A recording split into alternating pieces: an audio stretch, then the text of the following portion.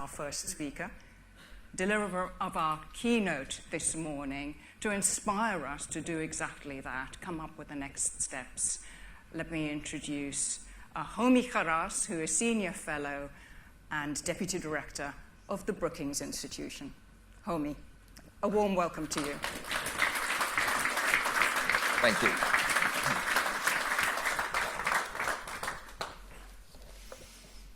Thank you, Nisha. Thank you, everybody. So this morning, our topic is leveraging finance for inclusive rural transformation. And I wanted to start actually with the question that Zainab Badawi posed to the panel yesterday, which was, what does utopia look like in terms of rural transformation? So I don't know about utopia, but I think luckily we do have a definition, a consensus definition by 193 governments on what the Sustainable Development Goals should look like. There's a time frame, it's by 2030. And I wanted to focus on the second SDG, which is about ending hunger. Under SDG 2, there are 4 quantitative targets that are country-specific. These are ending undernourishment, ending malnutrition, doubling smallholder productivity, and building resilience. And the reason why I want to emphasize these quantitative targets is because at the end of the day, finance that we're going to talk about is got to be seen as instrumental to the achievement of these targets. It's not just something that we want to do because it's a good thing to do. It has to be something that we're doing because we think that it is key to actually delivering on the targets. So it's useful to think about where do we want to go, and the targets tell us where we want to go in the time frame that we want to go. And then to say, well, let's start by asking where are we today and how fast are we getting there? So let me start with that and start with undernourishment. So FAO tells us that there are probably something like 800 million people who are undernourished today. Historically, if you take a 10-year trend, you have about 30 million fewer people per year undernourished. Most recently, because commodity prices have fallen, and so actually agricultural production and rural development has actually slowed. So the last data for last year were 3 million people fewer in hunger. That is not going to get us to ending hunger, removing the 800 million people by 2030. In fact, given population growth, we need to raise the rate at which we're reducing undernourishment to something like 60 million people per year. 60 million people per year. That's something which right now, by our calculations, probably only something like 51 developing countries out of 135 are on track for achieving. I want to use these numbers to give you a sense of the scale of the transformation that we're attempting. Exactly the same pattern holds if you want to look at malnutrition. We probably have something, I think the WHO estimates are 156 million children who are stunted in the world today. To reach a zero target for malnutrition, to end it, to get it down to zero by 2030, more or less we have to double the rate of change that we currently have. And then think about productivity and productivity increases. In developing countries today, agricultural productivity is growing by maybe 1% per year. If you just look at the set of low-income countries where productivity is, the level of productivity is quite low, you'll find almost no increase. There are just as many countries where productivity is falling as there are where productivity is rising. So how are we going to actually double it?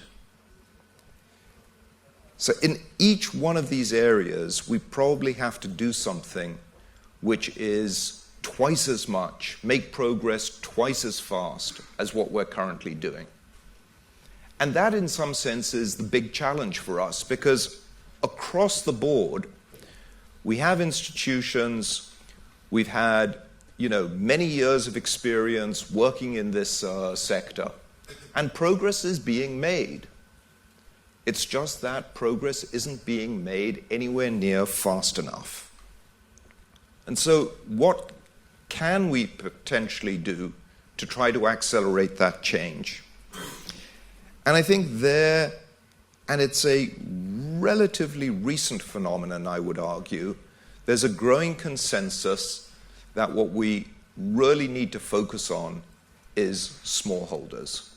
Smallholders, and when I say smallholders, I'm also including small rural people who run small rural enterprises, not necessarily smallholder farmers, but also herders and fishermen and others like that.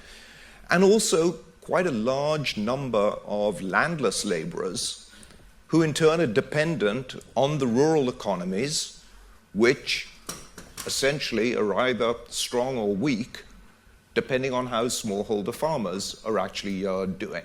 So all of these are connected, and when you add up all of those people, you're probably talking about something like 2 billion people.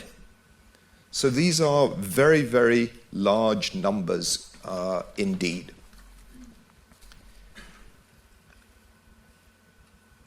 So imagine that there's now a consensus to say, let's target and focus on smallholders. And you then ask, well, what can be done? And the technical consensus says, well, finance is a critical bottleneck.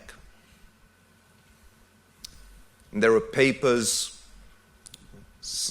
with numbers that say things like maybe there's a financing gap of $200 billion per year in smallholder finance. Other estimates are $400 billion per year in smallholder finance. To be honest, I don't think that the exact amount is really that important. What is important is to recognize that there is a massive market failure today in our ability to deliver smallholder finance, and the magnitude of the public interventions to try to address that market failure are quite small. So if we're thinking about 200 billion, 400 billion per year of an unmet gap, compare that to the levels of aid today, which are running at about $12 billion per year into food and nutrition security, and maybe non-concessional lending of the same order of magnitude. So maybe we're doing $20, $25 billion a year of public cooperation into a system which is asking for $200, $400 billion per year. So, we're talking about a 10x kind of step change. How are we going to do that? And I think there the answer is the only way that offers any potential for success is really to leverage private finance. That is the only place where these kinds of amounts might be available. And so the challenge then becomes, how do we switch the utilization of public finance away from doing something to fill the smallholder financing gap, a gap-filling exercise, to quite a different exercise, which is an exercise in using the money in a more catalytic way and using it to leverage finance, hence the title of this morning's topic on leveraging finance. So, I think there you've got in some ways, this idea that by focusing on smallholders, by focusing on their access to finance, maybe we can have some success. And I would say that we've also got practical examples in countries and, I would say experiences like Brazil's Fome Zero program, which have shown that if you do things like that, you can have dramatic success. You can actually start to end undernourishment, to end malnutrition, to end rural poverty. So this is not just wishful thinking. It can actually be done. And so that's perhaps why there's some excitement around this topic. But at the same time, I think it's important to recognize that there are very, very real obstacles in the way. So let me highlight 3 of these obstacles. So the first is that even though a lot of people talk about how important it is to target smallholders, very few countries are actually putting their money where their mouth is. And that's certainly true in developing countries. So it's easy to sign declarations. So in sub-Saharan Africa, there is the Malabo Declaration. Many governments have committed to put at least 10% of their budget into agriculture, food and nutrition security. Almost none, I think maybe 3, maybe 4, are actually meeting those commitments. It's not much better on the developed countryside. There's a lot of talk about, we've got to do more in all of this. When you look at the numbers and you look at what's happened to net disbursements of aid from developed countries for food and nutrition security, there was an increase at the time of the food price spikes in 2008, 2009. Since 2009, it's stagnated. There is no evidence of any increase in disbursements in this sector. And it's not particularly surprising when you think about the priorities that there are in other sectors for aid. And whether it's refugee costs, whether it's clean energy, whether it's all kinds of things, there's always a priority of the day. And for long-term investments in areas like food security, it's very difficult to sustain grants of that order of magnitude. And so I would posit to you that the idea that just by saying this is going to be a great investment, we're going to be able to capture the imagination of donors and raise a ton of new resources is likely to be wishful thinking. And so we've got to think much more specifically about how do we make maximum use of the resources we do have, rather than going for the kind of the optimal solution, which is to try to raise more and more resources. Frankly, I think if you look at many of the what's been happening in the aid industries, just keeping levels at their current, keeping volumes at their current levels in real terms should already be considered a great success. So I think that leads us to saying that first obstacle is how do we make much more efficient use of these resources, the resources that we do have, principally by targeting those resources to countries and areas where they can have maximum impact. The second obstacle, which many people have talked about already, is that finance is only one part of the solution. Finance is only effective if it's complemented by the policy environment, if it's complemented by technical assistance, if it's complemented by a whole range of other things.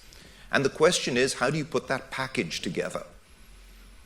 Yesterday people were discussing, do you put that package together around banks? I mean, banks are good at lending money, But do you want banks also to be in the business of technical assistance, to be in the business of all of these other things? And, I think that there was a real to and fro about that, with some, very serious thinking saying, let's let each actor stick to their knitting, do what they do best. Let the banks stay with lending money and let somebody else do the technical assistance. But if that is to be the case, then you need somebody to put it all together into a package and make sure that you've got an effective cross-sector package of solutions to make this effective. And we don't have that kind of packaging right now. As a result, we still have a problem on the demand side of finance, which is that many farmers, if they don't see these other elements of the package coming to them, are reluctant to take on debt, because if they take on that debt and it's not effective, they're the ones stuck with having to repay. So we have to worry both about the supply side of finance as well as the demand side of finance. And on the policy front, although things are improving, I think we also still have to recognize that in many countries, development is still seen as being driven by industrial transformation. And it remains the case today that if you look at the priorities of the African Union, for example, industrial transformation is the centerpiece of their development strategy. Now, I think that with the growth of rural development as being led by agribusiness, the differentiation between industrial transformation and rural development is actually, there's a real start to now saying these are not mutually exclusive, that you can have, through agribusiness, you can have transformation there. But there's still that residual feeling that smallholder development isn't real development. It's not really transformational. And that, I think, has to be overcome. And then the third problem and obstacle, I think, is one of coordination and alignment and finding these, cross-sectoral solutions that I mentioned before. So I was struck that at IFAD, they did a mapping exercise of how many initiatives are out there trying to improve the situation of finance for smallholders. And they came up with 32 different initiatives around the world. So there are lots of people in this space trying to see what they can do to improve smallholder access of smallholders to finance. But the question, when you have this multiplicity of initiatives, nobody is asking the question, is it enough? Is that going to be enough in order to drive the pace of change that we need? Nobody's asking the question about how do you take all the experiences of these 32 different initiatives and put them together into an effective advocacy strategy so that you can tell the story that we're doing well, we're not doing well, but have some kind of an engagement at the global level. It's that engagement at the global level which can be forcing events. And I think today we've got a set of 3 big forcing events. We've got the G7 meeting that Italy is hosting. We have the G20 meeting that Germany is hosting. We've got the UN's high-level political forum in July. All of these events will actually have food and nutrition security on their agenda. This provides a window of opportunity to actually advance initiatives which are different, which change business as usual. It's it doesn't always happen that you get that kind of confluence of areas. For example, at the UN's High-Level Political Forum, they will discuss SDG 2 along with others, SDG 1 and several others this year, but then next year they'll move on to a different set of SDGs. And it'll be 3 or 4 years before the world returns to focus on these sets of issues. So there's a short window of opportunity today where at the highest level of leaders in the world, there is an opportunity to bring this issue up to their attention and to bring ideas to their attention that are really deserving of support. And that, I think, is the window of opportunity that we have today, but that window is rapidly closing. So let me end there with a couple of takeaways. We have to double the rate of change of progress, at least. We have to have metrics that really monitor how fast we're doing. Otherwise, we'll be left saying, well, we're doing good things, and let's do more of them. But without those kinds of hard-headed metrics, we won't be able to say, are we doing enough? Are we going to be on track for actually meeting these targets? Those metrics have to include not just metrics on the final outcomes, but also metrics on how are we doing on policies and how are we doing on resources, because at the end of the day, those are going to be the intermediate outcomes that are going to drive the final outcomes.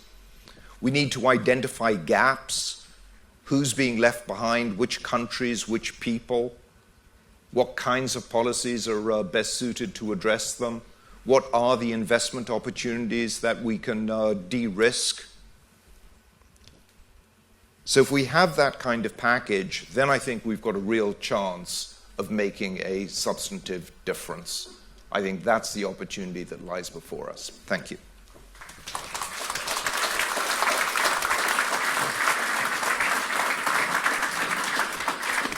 Thank you, Homi. Don't run away. Sit down, make yourself comfortable. I'm going to put a few questions to you, but I promise I won't quiz you. I'm going to leave the quizzing to the audience. So, do you remember what he said? He was urging us to make sure that you use that short window, right? So, put him on the spot and say, how? Okay? It'll be your turn very soon. I've got the mic here to come around. But before I bring the audience in, Homi, I just wanted to ask you this. It's kind of a personal question. You sounded quite impatient, frustrated even. Yeah. Is that how you're feeling? Yeah, it is. That's interesting. Very tight-lipped at the moment, but so why? What is it? So I think, as many people have said, I mean, we do know something about the solutions. We know about how to put it all together. We go through long processes of gaining political commitment. They're not easy processes. People commit, but they don't follow through. So is that lack of follow-through in any way connected with this other point you made about somehow food, smallholders, rural issues never really being a priority issue, or not for very long? It's always crowded out by refugees, terror, climate change as the priority issues.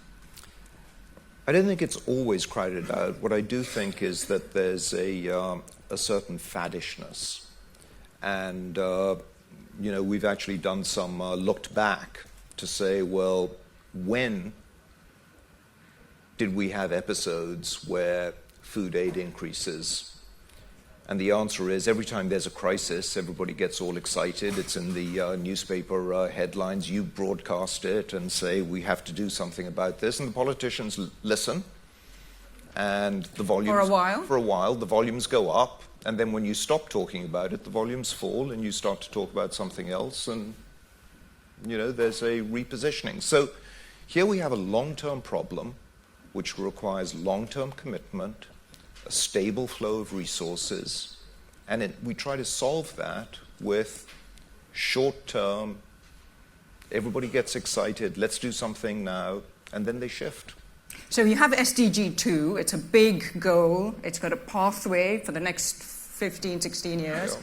If you look at the way in which the health area came together after the MDGs and created some really lasting and profound changes, what are the lessons that everyone in this room can learn from that? What can we borrow from the experience of health?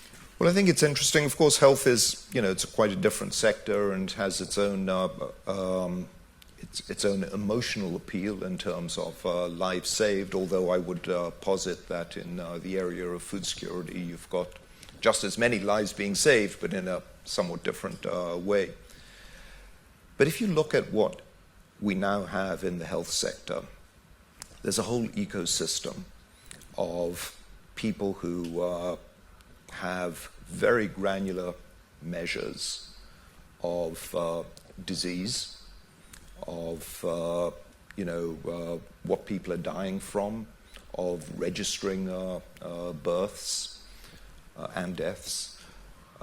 We've got journals, The Lancet, for example, peer-reviewed journals where people are writing, serious analytical research. And that's not happening in this area? It's not happening in food, agriculture, research? No. It's not. So there's one thing you guys can do. Get it properly. There's no single journal which consistently has peer-reviewed academic research on what is happening in this space. So we have lots of advocacy, but it's not really built on an academic discipline. Okay. And advocacy. I mean, they have advocacy in a way that you guys would give your IT Die for. Die for. I was going to say kill for, but maybe not. How have they managed to do that? How is it that in the health field, wonderful campaigns against TB, HIV, malaria, which have really captured the public imagination? Well, one thing is that it's simpler in some instances in health to draw the link between the intervention and the result. If you vaccinate a kid, you can be, quite sure about what the impact of that is going to be. When you do a smallholder finance project, you might be able to tell a story about a certain individual who was able to buy a tractor and do this and do that, but it's a much longer chain between the intervention and the... The story that Michelle told us in the beginning, right, about the blackberry farmer or something, yes. I mean, that's a great story. It is a great story. And, you could continue with, and she was able to put her children to school and her employees, etc. It's a lovely story. Why aren't you doing more of that? Well, the trouble with the stories is that for every good story, there's also a failed story. And the, more useful thing about the way in which the health advocacy is done is it's done with stories, but it's also done with metrics. Yes. So you can put it all together and say, taken as a whole, yes, we've done so many vaccinations and we've saved so many lives. You can aggregate these stories. Yes. Whereas it's much harder in other sectors, which is not to say that it can't be done. I think that's a really important task for the community, is to actually communicate the scale of this challenge, of what needs to be done, and that we actually have working models. And I get the feeling you have a real sense of urgency. Well, as I said, I think that, 15 years, it's now 14 years until, 2030. We don't have a great deal of time. In some of the things that we have to do, take a project for rural transport, which might be essential for getting goods to market. Between having that idea, between a loan being prepared, taken to the board, then implemented, these are multi-year programs. It can easily take 6-7 years until you start to see the results. If we don't get started soon, we're not going to have an impact by 2030. If you don't get started soon, who would like to put some questions to Homi Kharas now about how we can accelerate this process, how we can double the investments and yields and productivity? Which brave person is going to put their hand up and ask the first question? Thank you, Mr. Soto. Well, I'm R.S. Sodhi. I'm an employee of 3.6 million dairy farmers of India. Very well, you gave this rural transformation and industrial transformation. And we all know that wealth distribution is more equitable when countries go for rural transformation vis-a-vis industrial transformation. But I want to ask you one question. Why political leadership is, they talk a lot about rural transformation, but when it comes to action, they favor, their policies are more inclined towards industrial transformation? Thank you. Well, that's exactly the point you were making. Yeah. So why? Why, Homi? Well, there are others at this conference who've been in government, who are, real political leaders. So I think I'll leave it to them to answer the question about why. All I can say is that looking at the evidence, it's quite clear that that still is there. I think you're right that, even though people sometimes talk about the importance of rural transformation, when push comes to shove, and you look at where the money is going, there's still what I would call an industrial urban bias in the development field. It has very long, deep roots in development theory. And it's taken a long time to overcome that, and I would say it's only been in the last 10 or 15 years that there's really been a sense that, at a minimum, we have to have more of a balance between urban and rural development, and the two go together. One shouldn't be thinking of one versus the other, but really about the complementarities between the two. And maybe the challenge is for all of you here to make politicians wake up and realize that this is every bit as important, if not more. Another question. Tell us who you are, please. Yes, thank you. I'm Bettina Prado from IFAD. So thank you for an inspiring presentation and conversation. So I have a practical question for you. You spoke about the window of opportunity this year related to G7, G20, high-level political forum, putting a spotlight on rural development issues or food security, nutrition, and agriculture. So concretely speaking, what do you think could come out of, these high-level meetings that could make a long-term difference in, around the issues that we're talking about, considering, the specific mandates, the limitations of these three different fora? What concretely would you like to see come out of there? So I think that, let's start with the idea of metrics and data. We've all talked about smallholders. As you know, we don't have global definitions of smallholders. We have a target, which is to double smallholder productivity. There is no current baseline of what smallholder productivity is. So it's really difficult to double something that you don't know what it is. There's work going on that, but it has to be taken forward. It has to be made regular. We've got to identify the gaps in the architecture.